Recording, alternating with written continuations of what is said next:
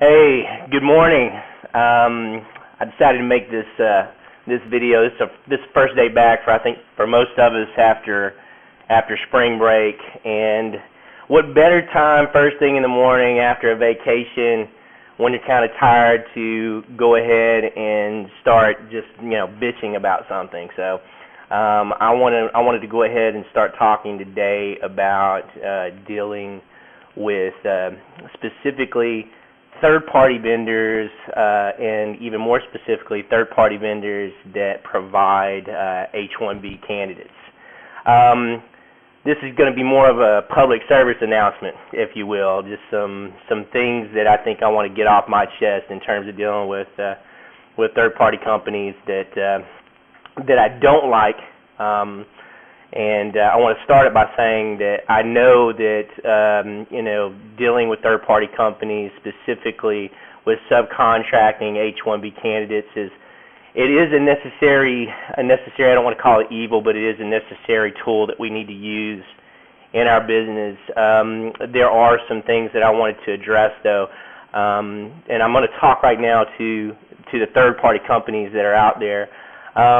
I think number one, whenever you're providing candidates to a company like mine, I'm always interested in candidates and where they're currently located and where they're willing to work. I think that this is almost becoming somewhat of a joke. It's cliched in our business, where I'm getting a lot of candidates that are sent to me from third-party companies that have a home.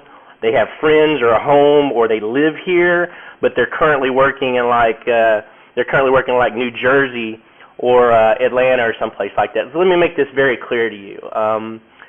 The number one candidates that I look at are candidates that are currently located, like right now, in DFW, that are also wanting to work in the DFW area. I think it's just funny that every single candidate that's sent to me is willing to work in Dallas-Fort Worth.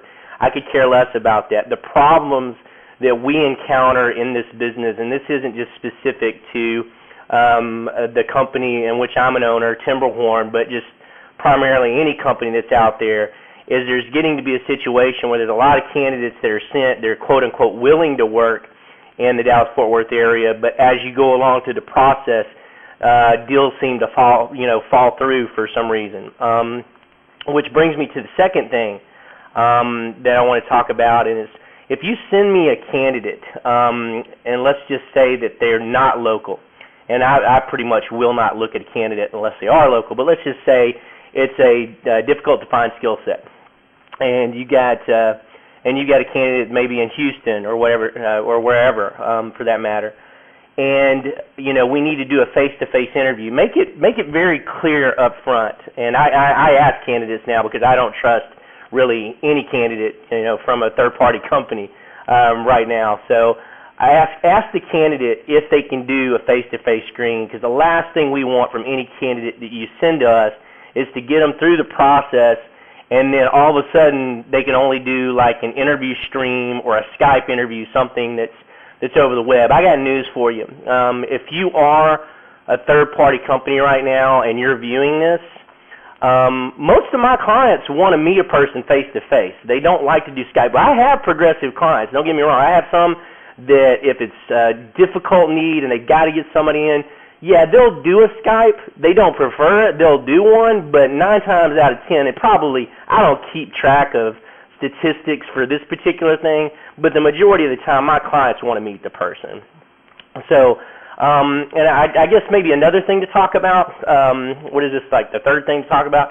One of the things I also like to talk about is if you send me a candidate, make it very clear to me that that candidate is a candidate that you currently hold their H-1, not another company, and it's sub to you, or there's 2 subs before it gets to me. Make it very clear where the candidate ownership comes up. And this is important because if I get through the process, I want to make sure that there is some sort of control over where this candidate goes and what it is that they're looking for. And if you're not currently the employer of that subcontract candidate, how do you have any control over the process at all? So I guess some good things to add. I love to deal with third-party companies that are local. If you are a local third-party company, and when I say local, once again, not a third-party company that happens to have candidates that are local, but I like dealing with third-party companies where you are actually located in the Dallas-Fort Worth area. One obvious reason would be if you mess up and do something that can make me lose a multi-million-dollar client, I want to be able to come over there and get these size 9s and put them right up against your ass. But more importantly, I want to be able to develop a relationship with you. Get to know you, understand what kind of services I provide, and build some sort of level of trust. So this might seem like it's a slam against third-party companies, but it's not. I know that you're a necessary tool for me to run my business effectively.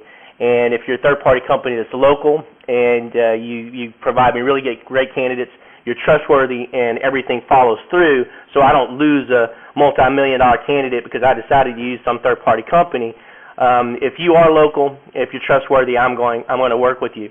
Well, going back to one of the negatives, I also wanted to clarify, and this could also be a positive if you're a third-party company.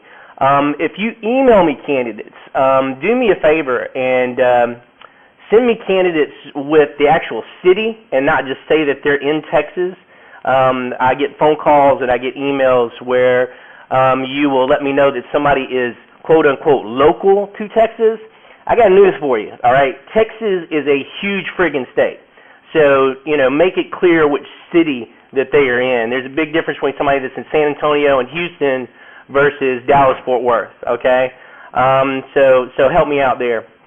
I want to end this by saying that we, Timberhorn, my company, we actually deal with some really good third-party companies. I'm not gonna say who they are because we've developed relationships, and I don't want to give somebody else that competitive advantage. But go about asking these questions also when you're qualifying candidates from third-party companies. Ask them if they are currently located in the Dallas-Fort Worth area. Look at their resume. If they say that they're current and you notice that their last job was in maybe St. Louis, you might want to nail that down. Ask them if they actually are the employer of that individual, and ask for additional information. If they have any Dallas contacts that you can work with. And I think that if you do these things and kind of tighten up that process, you can use these third-party companies to your benefit. I know that it works for a number of my recruiters when they're dealing with a third-party company that is local and has built that trust. Other than that, that's really all I have to add. I hope everybody had a good spring break, and I wish everybody the best in this business. Right now, DFW, IT staffing, I don't know if you've seen the statistics, unemployment for IT professionals in Dallas-Fort Worth right now is less than 4%. So, right now it's difficult to find the good candidates, but they are out there. So happy hunting.